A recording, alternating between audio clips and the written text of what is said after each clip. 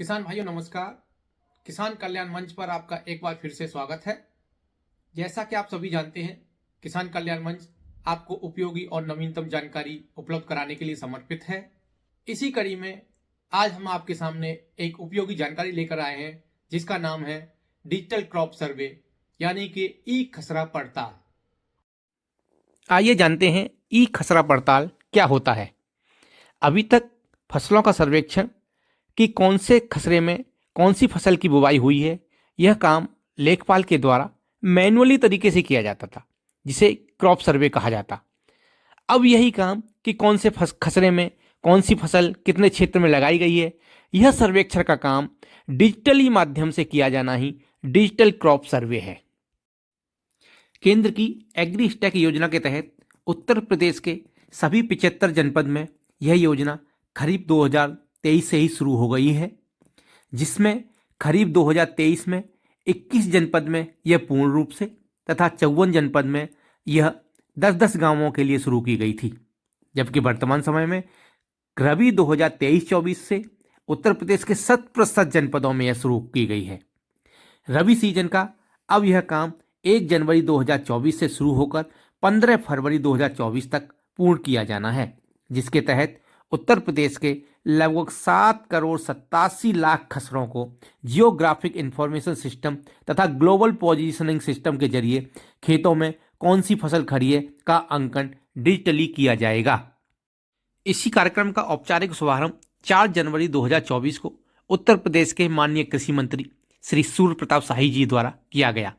इस मौके पर विशिष्ट अतिथि के रूप में मुख्य सचिव उत्तर प्रदेश महोदय श्री दुर्गा शंकर मिश्र जी, अपर मुख्य सचिव कृषि महोदय श्री देवेश चतुर्वेदी जी उपस्थित रहे। आइए सुनते हैं इस मौके पर माननीय कृषि मंत्री जी ने क्या कहा। जानकारी, उनको तकनीकी की जानकारी, उस प्लॉट में उनके सॉइल को देख करके क्या करना चाहिए, उस तरीके की एडवाइजरी भेज सकने में वो समर्थ हो सकेगा। सरकार को ये लाभ होगा उससे कि उनको फसल के आच्छादन की जो अभी तक आई एस्टीमेट हम करते थे, आंखों से बता दिया कि इस प्लाट के भीतर इतना एरिया में बोया गया है, तो उतना ही मान लिया जाता था आंखों से देख करके कि ये है। अभी आपने चर्चा किया मिश्रा जी ने कि जब हम डिप्टी कलेक्टर थे, ज्वाइंट मजिस्ट्रेट थे और कलेक्टर रहे तो कैसे काम किया। मुझे भी 1977 से लेकर के और 84 के बीच में मैं रेवेन्यू प्रैक्टिशनर भी था और सिविल कोर्ट का भी था और क्रिमिनल का भी था, कंबाइंड काम करता था मैं। तो उस समय जो जैसा टाइटल के लिए खतौनी जो 23 और 1292 और 1323 में जो पड़ताल हुए थे, आप सोचिए कि कैसा सेटलमेंट हुआ होगा। मैनुअली हुआ था, लेकिन वही रेवेन्यू डिसीजन के लिए वो अथॉरिटी थी। उसके साथ साथ पड़ताल के भी कार्यक्रम चलते थे। तो जो उस समय के लेखपाल पटवारी थे वो उसको मेंशन करते थे कि ये इस प्लॉट नंबर में यदि हमारे पास 1 एकड़ की खेती है और उसके 20 डिसमिल के भीतर देवेश चतुर्वेदी ने कोई चीज बो दिया है, तो आता था कि ये जो 80 डिसमिल सूर्य प्रताप शाही ने इसमें गन्ना लगाया है, धान लगाई है, और ये 20 डिसमिल में देवेश चतुर्वेदी का है। और एडवर्स पोजीशन इसी के आधार पर रेवेन्यू अथॉरिटी एडवर्स पोजीशन से भी टाइटल क्रिएट किया करती थी। तो कितना महत्वपूर्ण रोल था। आज हमको उस दृष्टि से, ये आज टाइटल के दृष्टि से भी और पोजीशन के दृष्टि से भी जितने विवाद आते हैं, आप देखते हैं कि 145 में जब्ती हो रही है, लड़ाई हो रही है, फिर मजिस्ट्रेट के सामने एविडेंस होता है कि पोजीशन कैसे उसको प्रूव किया जाए। तो यदि हमारा खसरा तैयार हो जाएगा तो इस खसरे के माध्यम से बहुत सी चीजें ये तय हो सकेंगी कि फला ईयर के भीतर ये सूर्य प्रताप शाही का कब्जा था या किसी दूसरे का कब्जा था। तो अदालती फैसलों के लिए भी एक बहुत आसान और सटीक तरीके से ये निर्णय इसके माध्यम से हो सकेंगे। इसमें हम लोग तो और इसके आगे भी इस बात की व्यवस्था कर रहे हैं जो जाकर के कनेक्ट हो जाएगा ऑटोमेटिक वेदर स्टेशन और ऑटोमेटिक रेन गेज। राजस्व विभाग ने कुछ जगहों पर काम, उनके टेंडर्स भी हो गए हैं, मुझे प्रगति अभी नहीं मालूम है। हाँ फाइनल हो गया वो, तो वो प्रक्रिया के भीतर है। हम लोग का भी होने वाला है, करीब 2000 लगने हैं। 2000 लगने हैं, रेन गेज 2000 गांव में लग रहे हैं और 200 के करीब गांव में, मुझे संख्या इस समय सटीक नहीं याद है, कि जिसके भीतर जो है ऑटोमेटिक वेदर स्टेशन लगाए जा रहे हैं। कृषि विभाग ने भी ये निर्णय राजस्व विभाग के साथ मिलकर के और पंचायत विभाग के साथ तय किया है कि अब हम सभी ग्राम पंचायतों में, कैबिनेट डिसीजन हो चुका है इसका, कि सभी ग्राम पंचायतों के भीतर हमारा जो है वो रेन गेज स्टेशन होगा और सभी विकास खंडों के भीतर हम जो है वो वेदर स्टेशन लगाएंगे, जिसके माध्यम से हम ये जानकारी आपको भी भेज सकेंगे, जिले को भेज सकेंगे कि यदि कहीं पर ओलावृष्टि होने वाली है तो आज एआई के माध्यम से उसकी जानकारी हो जाएगी, और नहीं आई हमारे पास जानकारी तो होते ही हमारे इंटीग्रेटेड कमांड सेंटर से ये सूचना भेजी जा सकेगी जिला प्रशासन को कि आज फला पर्टिकुलर विलेज के भीतर आज जो है वहां पर ओला गिरा है और इस एरिया के भीतर गिरा है। हमारे गांव के भीतर 500 प्लाट हैं तो कहीं 100-150 एरिया के भीतर गिरता है, तो उसका भी सटीक जानकारी आ सकेगी कि कहां पर वो गिर गया। तो आज टेक्नोलॉजी के माध्यम से हमें आगे की ओर बढ़ना है। 2047 की जो विकसित भारत की कल्पना, सभी क्षेत्रों के भीतर हमें अन्न के उत्पादन में भी आत्मनिर्भर होना है। हम आत्मनिर्भर हैं, खाद्यान्न में हैं, लेकिन दलहन और तिलहन के उत्पादन में हम आत्मनिर्भर नहीं हैं। आज भी लगभग 1.5 लाख करोड़ रुपए का इंपोर्ट होता है हमारे सिर्फ खाने वाले तेलों का। 25 से लेकर के 30,000 करोड़ रुपए का इंपोर्ट होता है दाल के फसल का।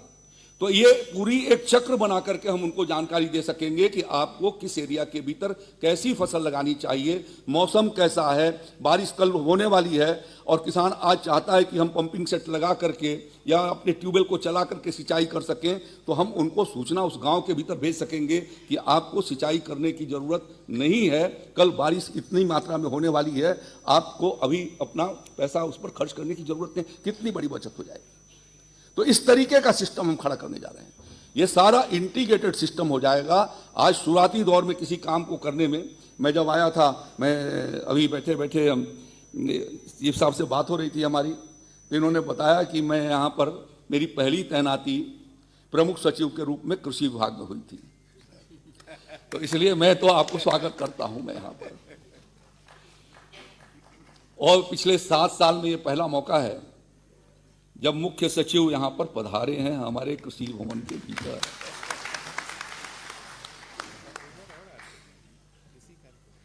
ये आप इससे अनुमान कर सकते हैं कि ये कार्य कितना महत्वपूर्ण है कि जब हमारे मुख्य सचिव यहां तक आए, और मैं तो चाहता हूं कि बार बार आप सब आए। उत्तर प्रदेश के भीतर 2,70,00,000 किसान हैं।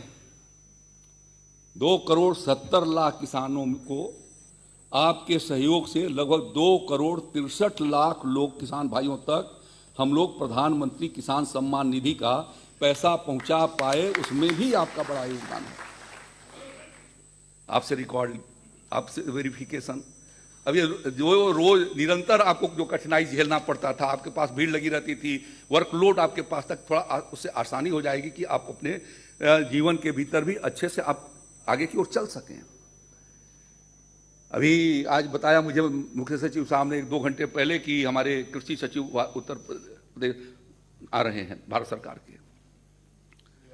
तो भारत सरकार के कृषि कल्याण विभाग के पास कृषि भी है और राजस्व विभाग भी है। वो उनको ये इसलिए आ रहे हैं कि कौन सी टेक्निक उत्तर प्रदेश ने अपनाई है जिसकी वजह से विगत वर्षों के भीतर कृषि विभाग के कार्यक्रम, चाहे वो राजस्व का हो या कृषि का हो, आपके डिजिटलाइज खतौनी का हो या मैप का हो, ये सब एग्रीकल्चर डिपार्टमेंट ही भारत सरकार की देखती है। तो इसलिए आ रहे हैं कि साहब इन सारी योजनाओं में उत्तर प्रदेश कैसे आज नंबर 1 पर बना हुआ है, उस टेक्निक को हम भी इस्तेमाल कर सकें और राज्यों को भी हम एडवाइस कर सकें। तो हमें सिर्फ कर्नाटक ही बेंचमार्क नहीं, अब उत्तर प्रदेश बेंचमार्क होगा। यह संकल्प आप लेकर के जाएंगे और इसको बहुत अच्छे तरीके से करके दिखलाएंगे। यह मैं, और मुझे पूरा विश्वास और भरोसा है, राज्य को उत्तम ही नहीं सर्वोत्तम प्रदेश बनाए जाने का माननीय मुख्यमंत्री योगी आदित्यनाथ जी का संकल्प है। और सर्वोत्तम उत्तर प्रदेश बनाए जाने के लिए हम सब की भूमिका अपने अपने स्थान पर जो भी हमारे पास काम है वो महत्वपूर्ण है। इस काम को भी बहुत अच्छे तरीके से करेंगे और ऐसा हो जाएगा कि देश के लगभग 30% प्लॉटों का अकेले उत्तर प्रदेश आप सबके सहयोग से डिजिटल क्रॉप सर्वे के माध्यम से हम एक एक प्लॉट की फसल की अनुमान लगा सकेंगे और उसके स्वामित्व को भी तय कर सकेंगे। इस पुनीत काम के लिए मैं आप सबको अपनी ओर से बधाई देता हूं, धन्यवाद देता हूं। उसका ये नतीजा मैं बताना चाहूँगा कि जो ये सर्वे होके आया उससे पहली बात तो ये कि हमको सही आंकड़े अब जब आपने किया तो आप लोग के लिए भी ये लाभ है कि आपको बार बार अब पड़ताल खसरे की नहीं, एक बार ये हो गया तो यही रिकॉर्ड में रहेगा और ये रिकॉर्ड आर्काइव्ड रहेगा। हमारे पास ऐसे ऐसे जो है सुखद उसके नतीजे आए हैं। धान का एरिया करीब 13 से 14% बढ़ गया। हमारा जो मिलेट्स का कार्यक्रम था तो देखने में आया कि मिलेट्स में हमने जो सावा कोदो जो बोए थे उसका एरिया एकदम से बढ़ा हुआ पाया गया। वहीं करेक्शन भी हुआ, जैसे बाजरे का एरिया कम हुआ, ज्वार का एरिया बढ़ गया। यानी कि वास्तव में जो सच्चाई थी जो पहले हो सकता है नहीं आ पाती थी और वास्तविकता जो आंकड़े थे वो आंकड़े निकल के आ गए और उससे एक ये पता चला कि हम जितना पैदा कर रहे हैं फसल उससे कहीं ज़्यादा कि जो अनुमान पहले लगा रहे हैं उससे कहीं ज़्यादा फसलें लग रही हैं। और जो मल्टीपल क्रॉपिंग या इंटर क्रॉपिंग जो हम पकड़ में नहीं आती थी कि अगर गन्ने के खेत में कुछ इंटर क्रॉपिंग हुई हो या केले के खेत में हल्दी लगी हुई हो, वो सब जो पकड़ में नहीं आती थी वो अब पकड़ में आने लगी और उसकी वजह से एरिया आच्छादन हमारा कई फसलों में बढ़ा, गन्ने में बढ़ा। गन्ने में हरदम ये रहता था कि राजस्व विभाग के आंकड़े कुछ कहते थे, गन्ना विभाग के आंकड़े कुछ कहते थे।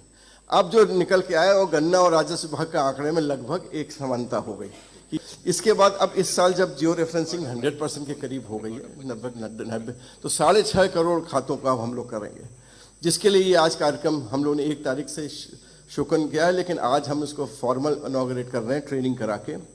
इसमें 29,000 सर्वेयर्स लगेंगे। अभी हमारे 8,000 लेखपाल आने वाले हैं जो अपॉइंटमेंट होंगे अगले इस महीने हो जाएंगे।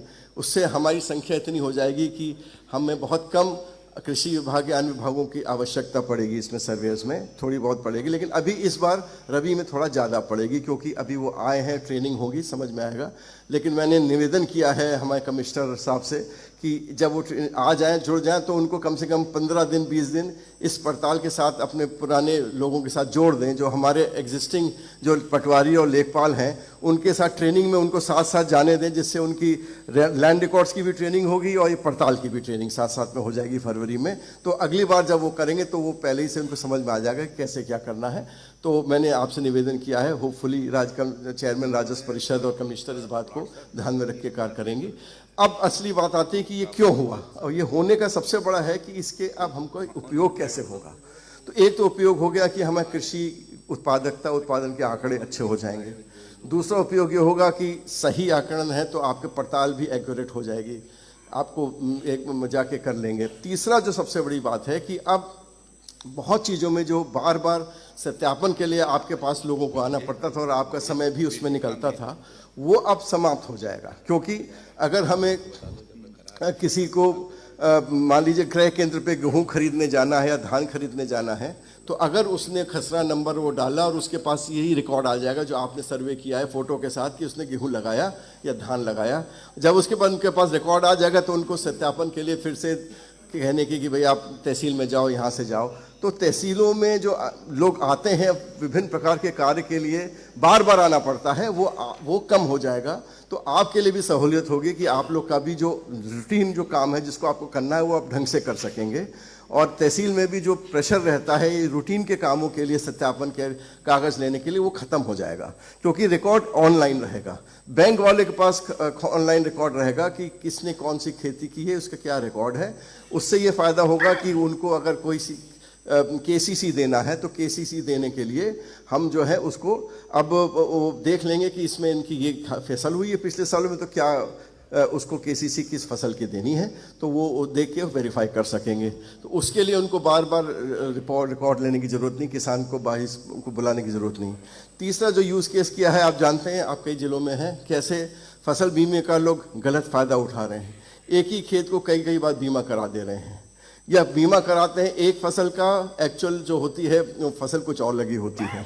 तो ये चीज़ समय से पकड़ में आ जाएगी, क्योंकि जब वो बीमा हो जाएगा फिर आपकी जो पड़ताल के बाद पकड़ में आएगा, जैसे दिसंबर तक रबी का बीमा हो गया, अब जनवरी फरवरी में जब आप पड़ताल करके रिपोर्ट देंगे तो बैंक जो हमारे इंश्योरेंस कंपनी वाले देख लेंगे कि इन्होंने जो बीमा कराया वही फसल लगी है कि नहीं। अगर नहीं लगी है तो हम करेक्ट करा सकेंगे कि भाई इसको ठीक कर दो, बाद में नहीं तो रिजेक्ट हो जाता है। जब क्षतिपूर्ति जाती है तो उन किसानों के जिन्होंने गलत बीमा कराया वो रिजेक्ट हो जाता है, तो उससे नुकसान होता है, प्रीमियम देने के बाद भी नुकसान हो जाता है। लेकिन अब उसको हम समय से करेक्ट कर लेंगे तो ये हो जाएगा फ़ायदा कि उनको जो सही बीमा है, वास्तविक बीमा किसानों को जिस फसल को उन्होंने लगाया वो उनको मिलने लगेगा। तो ये इस तरह के इतने सारे, और जितना सोचेंगे उतने लाभ और बढ़ते जाएंगे।